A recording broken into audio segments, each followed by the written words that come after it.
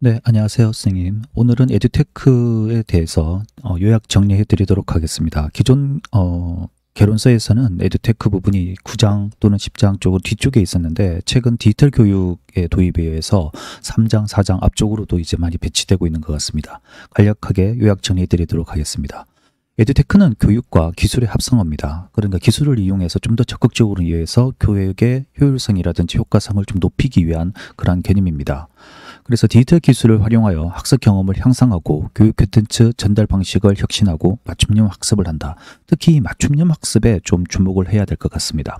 이유는 디지털 교육이라는 분야에서도 인공지능이라든지 데이터 분석 이런 걸 통해서 학습자의 개별의 수준의 능력에 따라서 자료를 제공하고 또한 향상이 되었을 때 빠르게 그 학생에게 자료를 또 다른 자료 또 업그레이드된 자료를 제시해 주기도 하고 분석하지 않습니까? 그 부분이 핵심적인 어떤 기능으로 여겨지고 있는 부분입니다. 그래서 주요 기능 같은 경우 보면은 디지털 기반, 개인화 학습, 접근성 확대, 상호작용 강화 이런 내용이 있습니다. 특히 개인화 학습의 이 부분에 대해서는 블룸의 완전 학습이라는 그 이론과 많은 설명을 많이 하고 있습니다. 제 의견은 모든 프로그램을 기능을 다 사용할 필요가 없습니다. 그러나 교과목의 수업 콘텐츠에 적합한 프로그램 사용 루트를 좀 익혀둘 필요는 있습니다. 영어과는 어떤 루트, 또 미술과는 어떤 과정, 이것을 여러 개는 필요 없고 선생님께서 한번 이렇게 기획을 하셔가지고 수업 지도안을 좀 작성하신 다음에 그 통상의 루트를 좀 마련하면 되지 않을까 싶습니다. 근데 통상적인 작업 이제 프로세스 보면은 인공지능 프롬프트를 좀 작성합니다. 통상적으로 GPT, 그록을 이용하죠. 그 프롬프트는 명령어입니다. 그러니까 영어 회화 실력 늘리는 방법을 알려줘. 이렇게 좀 구체적으로 좀 얘기를 들어가는 겁니다. 그 구체적인 명령어를 프롬프트를 이용해서 인공지능에서 뽑아낼 수도 있고 또는 선생님께서 그것을 작성하셔도 상관은 없습니다. 그리고 또 많이 하는 것이 이미지, 음악을 생성하기도 하죠. 예전에는 이미지를 그렸지만 이 글로 이용해서 이미지를 생성할 수 있습니다. 그리고 이미지 생성된 것을 또 3D도 좀 필요하다. 그러면 자동 3D 프로그램이 있습니다. 소라 인공지능이라든지. 그리고 그 영상을 넣은 다음 선생님께서 음성을 넣어도 되고 또는 TTS라고 자기 목소리 대신에 문장을 읽어주는 프로그램들이 있습니다. 타임캐스터, 네이버 클로바 등등 이런 프로그램이 있고 그 다음 편집을 하죠. 캡컷이라는 프로그램 또는 프리미어, 모바비 등등의 선생님께서 편하시고 적정한 프로그램을 이용하시면 되겠습니다. 그리고 최근에는 영상에 지금 본 영상도 이제 그렇게 제작할 계정이지만 브루를 이용해 가지고 자막을 입힙니다. 그리고 교실에서 영상을 쓰셔도 되고 유튜브를 올리셔도 되고 그렇습니다. 이게 통상의 작업 과정입니다. 근데 교과목에 따라서 선생님께서 이 루트를 자기 나름의 이 사용 방식을 하나 정도는 익혀두시면 좋을 것 같습니다. 자, 에듀테크 활용과 목적, 그러면 개론서적인 얘기입니다. 풍부한 학습 경험을 제공한다. 특히 고비용, 고위험 교수 학습 영역에서 효과적으로 효율적이다. 그러니까 예를 들어서 백두산에 간다든지 아니면 전쟁 어떤 과정 아니면은 전투기를 문다든지 이렇게 할 수가 없잖아요. 그런 부분에 대해서는. 그래서 고비용, 고위험의 교수 영역에 많이 사용되고 있고 모의 훈련이 가능하다. 가장 대표적으로 폐쇄공포증 또는 호소공포증 이렇게 해서 VR 장비를 착용해서 그런 연습을 하고 훈련을 하는 부분이겠죠. 자, 그리고 주의 집중과 동기 유발, 그러니까 관심이 많이 되죠. 아이들은 자극이 되고 그래서 주의 집중, 동기 유발을 유도시킬 수 있고 학습자의 디지털 러터러시와 사고 역량이 올라간다 이렇게 했는데 좀 이 부분은 좀 알 필요가 있는 것이 좀 여학생보다는 남학생 그리고 기술 수용이 좀 높은 긍정적인 분이 좀 이것이 리터러시가 올라가고 그리고 또한 부모의 경제적 상황이 좋을 때 좀 더 올라가는 경향성이 있다. 그래서 단순하게 이 디지털 리터러시가 한 사람에 관계되는 것이 아니라 학습자 환경에도 엄청난 영향을 받고 있는 부분이 이 디지털 리터러시다. 그럼 디지털 리터러시는 뭘까요? 사실 디지털 리터러시는 인터넷 디지털 리터러시니까요. 인터넷 자료를 분석하고 자료를 찾고 비교하고 이런 거죠. 통상적인 그런 겁니다. 그런데 여기에 조금 더 알아야 될 것이 기술 활용 능력, 정보 능력, 디지털 커뮤니케이션 능력, SNS 이용하고 근데 여기에 디지털 창의성과 디지털 윤리 책임 요 두 개도 포함된다는 것만 좀 아시면 되겠습니다. 그런데 이제 교수님들께서 이제 교육학과 교수님, 사회학과 교수님, 그리고 디지털 관련 교수님, 컴퓨터 교수님에 따라서 이 디지털 역량 또 디지털 리터러시에 대한 정의가 같은 것을 바라보지만 조금 다르게 설명하시는 경향성은 있습니다. 근데 대략적으로 이 5가지 기술 활용, 정보 이용, 커뮤니케이션, 창의성, 윤리 이 5가지는 포함된다. 그러면 충분히 이해하신 걸로 되겠습니다. 자, 그리고 요즘 들어서 이런 장비 중에서 가상현실 아시죠? 그러니까 VR 장비를 착용하는 거, 그리고 증강현실, 포켓몬고라 생각하면 됩니다. 그러니까 기존에 있는 화면이 이렇게 있는 상황에서 거기 레이어, 유리창을 하나 더 끼우는 거죠. 거기에 포켓몬고가 그러면 그 실물과 포켓몬고가 합쳐서 같이 있는 거 보이죠? 이게 AR이고요. 그리고 또 하나가 MR입니다. MR은 포켓몬고가 있는 상태에서 제가 이렇게 손을 이렇게 합니다. 그러면 여기에 연동이 되어 가지고 캐릭터가 반응하게 되는 겁니다. 지금 MR과 AR 요 차이를 좀 알아두시면 되는데, 이렇게 VR, AR, MR을 다 합쳐서 XR이라고 지금 합니다. 확장현실이라고 그럽니다. 근데 이 부분을 설명을 좀 혼동되어서 설명된 부분은 많습니다. 근데 가상현실, 증강현실, 혼합현실을 다 여러 가지 합친 것을 확장현실이라고 그런다. 요것만 좀 알아두시면 되겠습니다. 자, 디지털 저작 도구입니다. 많습니다. 이걸 다 설명드릴 수는 없고요. 근데 선생님들 편하신 거 몇 가지만 좀 알아두시면 되겠어요. 근데 대표적인 것 좀 얘기 드리겠습니다. 선생님들 많이 사용하시는 가상 게시판, 학생들이 들어오게 해서 이렇게 주요 사이트, 오늘의 수업, 영어 뭐 이렇게 이걸 패들렛이라 그러죠. 예, 실질적으로 특별한 것은 아닌데 선생님들이 쉽게 게시판을 활용하고 이렇게 보여줄 수 있는, 이런 운영할 수 있는 것을 패들렛, 선생님들 많이 사용하시는 거고요. 그리고 캔바, 이런 프로그램도 있고요. 디자인 도와주는 이런 캔바, 그리고 플래시카드인데 이건 좀 알아두셔야 됩니다. 영어과 선생님들은 특히 좀 알아두시면 좋을 것 같습니다. 그 초중고 교사 학생의 학습용 단어 암기 평가 플랫폼입니다. 이게 플래시 형태로 되어 있고 어학도 있고 한문도 있고, 근데 내용이 굉장히 많습니다.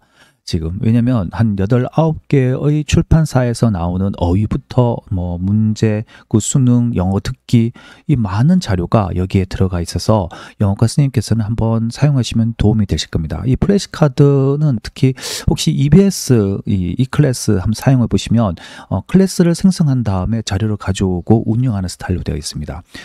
회원 가입하시면 선생님으로 가입하셔서 운영하시면 될 것 같습니다. 꼭 한번 사용해 보시면 많은 도움이 되실 것 같습니다. 그래서 지금 여기에서 디지털 컨텐츠에서 EBS, 천재, 능률 등 연계 단어장 다수가 탑재되어 있고, 게임형 학습, 단어왕, 마무리 테스트, 게임처럼 재미있게 학습할 수 있는데 많은 도움이 됩니다. 네, 제 클래스 카드의 그 구체적인 그 화면입니다. 이게 회원 가입해서 들어오시게 되면 교과서, 어휘, 독해, 문법, 듣기, 수능 연재 교재, 수능 모의고사, 파닉스, 어학시험, 윤선생까지 같이 있습니다.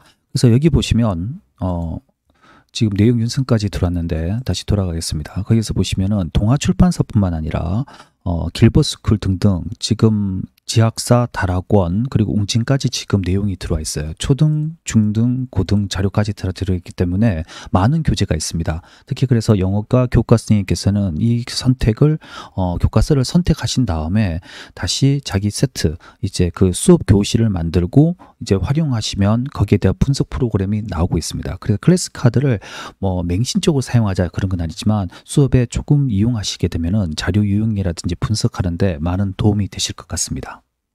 이제 퀴즈렛이라는 것은 플래시 카드 키면서 퀴즈, 게임 이렇게 수업에서 조금 낱말 테스트 이런 부분을 이용해서 제공해둔 것은 퀴즈렛입니다. 꼭 이거 아니라도 다양한 게 많습니다. 근데 대표적으로 많이 사용하시는 거라서 소개해드렸습니다. 그리고 감마, 주로 이제 파워포인트 자료를 만들어 달라 그러면 많이 이용하시죠. 자동으로 파워포인트를 만들어지기도 하고 내용을 집어넣으면 거기에 대해서 적절하게 그래픽이 나오는 것을 감마라 그럽니다. 학생들이 많이 사용하고 있죠. 또 드로우라는 프로그램이 있고요. 여기서 이제 다이어그램 같은 웹 기반 다이어그램 툴입니다. 드로우 이렇게 있고요. 밑에 화면이 있고, 그리고 클로바 더빙이라고 인공지능 음성으로 변환하여 영상의 자동 더빙을 할 수 있는 거. 그러니까 음성을 이게 내용이 되면 음성이 인공지능 음성이 합성 서비스입니다. 클로바 더빙이 있고요.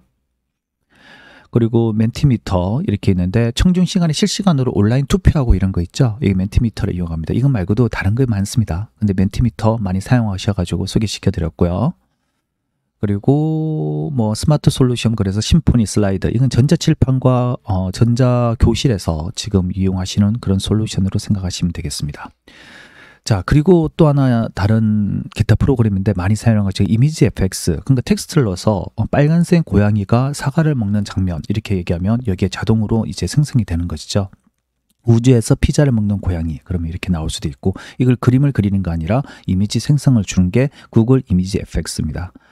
그리고 레오나르도 인공지능 요 있는데 이것도 텍스트킴의 이미지 생성입니다. 그러니까 생성하는 것도 다양하게 있어요. 그래서 미술과에서 자주 사용하시는 게 있고, 국어과에서 선생님 사용하시는 부분도 있고, 과학과에서 이렇게 생성하시는 선생님도 있습니다.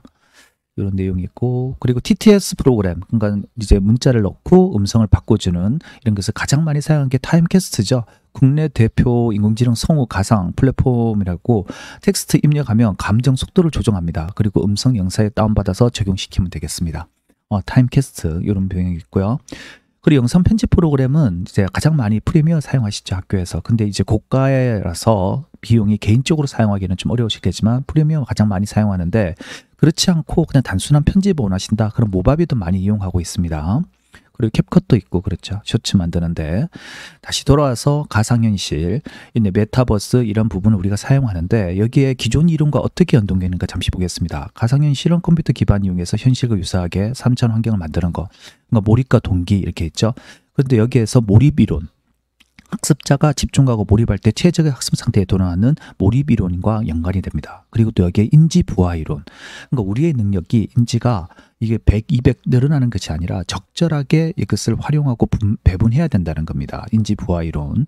학습자의 자급 기억의 용량이 제한되어 있다는 전제에 출발해 효율적인 학습을 위해 인지 자원을 어떻게 설계하고 배분할 것인가 하는 교육 심리학 이론이 인지 부하 이론입니다. 증강현실, 이제 AR 장비, 포켓몬스터 이거 하면 되겠죠. 근데 여긴 또 어떤 부분에 있냐? 멀티모달 학습 이론. 그러니까 여러 감각 채널을 이용했을 때 학습이 인지 효과를 높인다. 그러니까 시각, 청각, 공간, 정보, 혈압 막 이렇게 하잖아요. 그러면 이 학습 효과가, 집중력이 많이 놓아진다, 이런 내용이 멀티모달 학습 이론이라는 겁니다.